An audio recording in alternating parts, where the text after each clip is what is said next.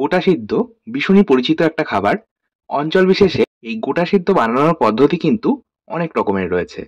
কেউ বানায় মশলা ছাড়া, মানে সম্পূর্ণ সবজিগুলো গোটা সেদ্ধ করা হয়, কোনো রকম মশলা ব্যবহার করা হয় না, সবশেষে কাঁচা সর্ষের তেল আর কাঁচা লবণ দিয়ে খাওয়া হয়। আবার কেউ বানায় মশলা দিয়ে। আজকে আমি মশলা দিয়ে এই গোটা সেদ্ধ বানিয়ে দেখাবো। আর এতে কিন্তু মশলা বলতে খুব বিশেষ কিছু মশলা প্রয়োজন হয় না, খুব সামান্য পরিমাণ মশলা ব্যবহার করে এই গোটা সিদ্ধ বানানো হয়ে থাকে।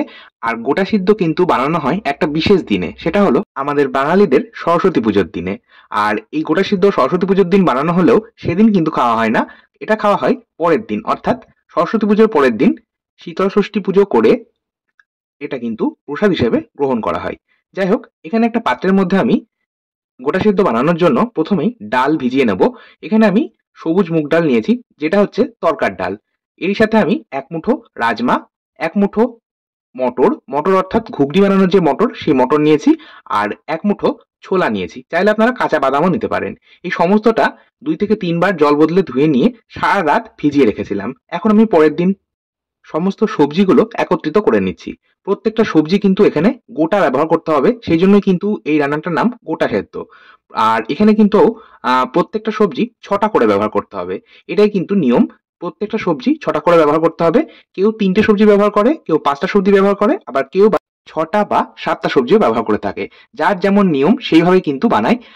এটা আমি আগেও বলেছি, অঞ্চল বিশেষে এটা বানানোর পদ্ধতি কিন্তু ভিন্ন রকম রয়েছে। যাই হোক, এখানে আমি কথা বলতে বলতে সবজিগুলো নিয়ে নিলাম। এখানে আমি নিয়েছি প্রত্যেকটা সবজি 6টা করে গোটা অবস্থায়। রাঙা আলু নিয়েছি, নিয়েছি শিম, গাজর, এছাড়াও নিয়েছি 6টা বিনস। আপনারা বিনসের পরিবর্তে কিন্তু বরবটির ব্যবহার করতে পারেন। নিয়েছি কড়াইশুঁটি বা মটরশুঁটি, আর নিলাম পালং। এখানে কিন্তু আমি ডাটা সমেত যে পালংটা রয়েছে, মানে শীষ পালং, সেই পালংটা নিয়েছি আর গোটা অবস্থায় নিয়েছি। আর 6টা পালংয়ের শীষ আমি নিয়েছি এখানে। এখানে কিন্তু পাতা পালং ব্যবহার করলে হবে না। দেখুন, আমার 6 রকম সবজি নেওয়া হয়ে গেছে। আর আমি এক্সট্রা সবজি বলতে আলু নিয়েছি। এখানে আমি 3টে আলু নিয়েছি, যেহেতু এটা এক্সট্রা সবজি তাই এটা কিন্তু আর 6টা নিলাম না, আলু নিলাম 3টে।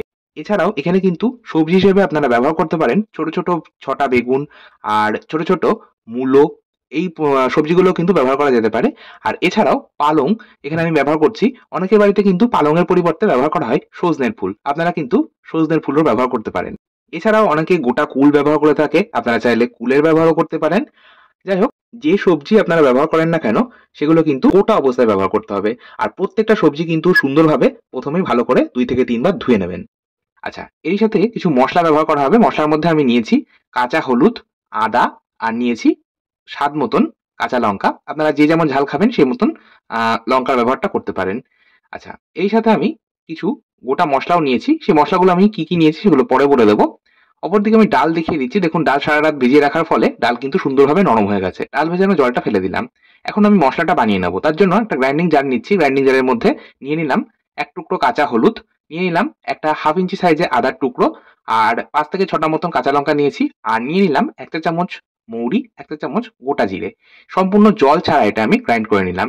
চাইলে আপনারা শিলনোড়ায় বা হামানদিস্তাতে থেতো করে নিয়েও কিন্তু এই মশলাটা বানাতে পারেন। চলে যাচ্ছি পরবর্তী স্টেপে। গ্যাস ওভেন অন করে একটা পাত্রের মধ্যে নিয়ে নিচ্ছি 1 লিটার পরিমাণে জল। জলটা গরম হতে বসিয়ে দিলাম। এবার আমি একটা প্রেসার কুকার অপর গ্যাস ওভেনে নিয়ে নিচ্ছি। আজকে আমি গোটা সেদ্ধ বানাবো প্রেসার কুকারে। আপনারা অনেকেই হয়তো বলেন প্রেসার কুকারে বানালে গোটা সেদ্ধর স্বাদ ভালো হবে না, কিন্তু তা একেবারেই নয়। আমি মনে করি রান্না করতে জানলে কিন্তু যে কোনোভাবেই যদি আপনি বানান তাহলে কিন্তু রান্নার স্বাদ ভালো হবেই। প্রেসার কুকারে আমি যেভাবে বানাচ্ছি আপনারাও সেইভাবে বানান, তাহলে কিন্তু দেখবেন রান্নার স্বাদ ভীষণ ভালো হবে। আর চাইলে আপনারা অবশ্যই কড়াইয়ে বানাতে পারেন, তবে প্রেসার কুকারে বানালে সময়টা অনেকটাই কম লাগে, সেই জন্যই প্রেসার কুকারে বানানো। আচ্ছা, এবার আমি প্রেসার কুকারের মধ্যে 5 টেবিল চামচ পরিমাণে সর্ষের তেল দিয়েছি। তেলের পরিমাণটা কিন্তু আপনারা চাইলে আরো বাড়িয়েও নিতে পারেন, আবার চাইলে কম পরিমাণেও ব্যবহার করতে পারেন। আর এখানে কিন্তু অবশ্যই সর্ষের তেল ব্যবহার করতে হবে। তেল ভালো মতো গরম হলে ফোড়ন হিসেবে ব্যবহার করলাম 2টো তেজপাতা, 2টো ফাটিয়ে নেওয়া শুকনো লঙ্কা, আর 1 চা চামচ পাঁচফোড়ন। মশলাটা একটু হালকা নাড়াচাড়া করে ভেজে নেওয়ার পর সমস্ত সবজি কিন্তু আমি দিয়ে দিলাম, তবে পালং শাকটা বাদ দিয়ে দিয়েছি। বাকি সমস্ত সবজি দিয়ে এবার আমি মিনিট 5-6 সময় ধরে ভেজে নেব। এই প্রত্যেকটা সবজি যেহেতু গোটা ব্যবহার করছি, তাই একটু সময় নিয়ে একদম হাই ফ্লেমে কিন্তু ভেজে নিতে হবে। আমি সম্পূর্ণ 6 মিনিট প্রত্যেকটা সবজি সুন্দরভাবে ভেজে নিয়েছি। তারপর ওই যে মশলাটা বানিয়ে রেখেছিলাম, মানে আদা, কাঁচা লঙ্কা আর জিরে মৌরির যে মশলাটা বানিয়েছিলাম সেটা দিয়ে দিলাম। দিয়ে দিলাম ভিজিয়ে রাখা ডাল, আর দিয়ে দিলাম পালং শাক। পালং শাক কিন্তু সম্পূর্ণ গোটা অবস্থাতেই ব্যবহার করতে হবে। এই পর্যায়ে আমি লবণ দেবো। এখানে আমি মোটামুটি 1 টেবিল চামচের থেকে একটু বেশি পরিমাণে লবণ দিয়েছি। আপনারা অবশ্যই নিজেদের স্বাদ মতো লবণ ব্যবহার করবেন। আর এখানে কিন্তু সন্দক লবণ অর্থাৎ রক সল্ট ব্যবহার করা হয়েছে। আ যেহেতু এটা ঠাকুরকে নিবেদন করা হয়ে থাকে সেজন্য কিন্তু এখানে নরমাল লবণ ব্যবহার করা হয় না, সন্দক লবণ ব্যবহার করতে হয়। ঠাকুরের ভোগের রান্নায় সবসময় সন্দক লবণ ব্যবহার করতে হয়। আচ্ছা, লবণ দিয়ে মিশিয়ে নেওয়ার পর আমি কিন্তু আরো ২ মিনিট সমস্তটা নাড়াচাড়া করে ভেজে নিলাম যাতে মসলার কাঁচা গন্ধটা চলে যায়। আদা আর কাঁচা হলুদের যেহেতু একটা নিজস্ব কাঁচা গন্ধ রয়েছে সেই গন্ধটা যাতে চলে যায় সেজন্য কিন্তু আমি মিনিট ২ এক সময় ধরে ভেজে নিলাম। এবার আমি দিয়ে দিলাম গরম জল যেটা বানিয়েছিলাম সেই সম্পূর্ণ ১ লিটার জল কিন্তু দিয়ে দিলাম। আর এখানে কিন্তু আমি প্রেসার কুকারে বানাচ্ছি বলে ১ লিটার জল ব্যবহার করছি। আপনারা কিন্তু যদি কড়াইয়ে বানান সেক্ষেত্রে ১.৫ লিটার পরিমাণ জল ব্যবহার করবেন। আর কড়াইয়ে বানালে আ জল কিন্তু একটু বেশি ব্যবহার করতে হবে। আর অবশ্যই গরম জল ব্যবহার করলে স্বাদটা ভালো হয়। আর জল কিন্তু একবারেই ব্যবহার করতে হবে, বারবার জল দেওয়া যাবে না। যাই হোক, প্রেসার কুকারের ঢাকনাটা বন্ধ করে আমি একদম হাই ফ্লেমে ৪ টে হুইসেল বা ৪ টে সিটি দিয়ে নিলাম। তারপর গ্যাসের ফ্লেম বন্ধ করে কুকারের স্টিমটা সম্পূর্ণ রিলিজ হওয়া পর্যন্ত অপেক্ষা করলাম। কুকারের স্টিম সম্পূর্ণ রিলিজ হয়ে যাওয়ার পর আমি ঢাকনাটা খুলে দেখিয়ে দিচ্ছি। দেখুন সমস্ত সবজি সেদ্ধ হয়ে গেছে। আর এক্সট্রা জল কিছুটা রয়ে গেছে। সেই জলটা আমরা শুকিয়ে নেব। তার জন্য গ্যাসের ফ্লেমটাকে আবারও অন করে দিলাম।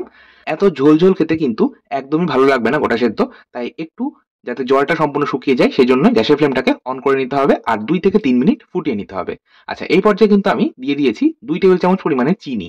অবশ্যই একটু চিনি ব্যবহার করলে রান্নার স্বাদটা ব্যালেন্স হয় আর রান্নার স্বাদ কিন্তু আরো দ্বিগুণ মাত্রায় বাড়িয়ে তোলে চিনি। সেইজন্যই আমি চিনি দিচ্ছি। আপনাদের যদি দিতে অপছন্দ হয় সেক্ষেত্রে কিন্তু অবশ্যই বাদ দিতে পারেন। সমস্তটা দিয়ে আমি ২ থেকে ৩ মিনিট ফুটিয়ে নিয়ে গ্যাসের ফ্লেম বন্ধ করে দিলাম। দেখুন আমাদের গোটা সিদ্ধ কিন্তু একদম তৈরি। আর এই গোটা সিদ্ধ কিন্তু দিনের দিন খাওয়া হয় না, যেটা আমি আগেও বললাম। এটা পরের দিন বাসি করে খেতে হবে। মুড়ি বা পান্তার সাথে পরিবেশন করুন। আজকের মতো এই পর্যন্তই। ধন্যবাদ।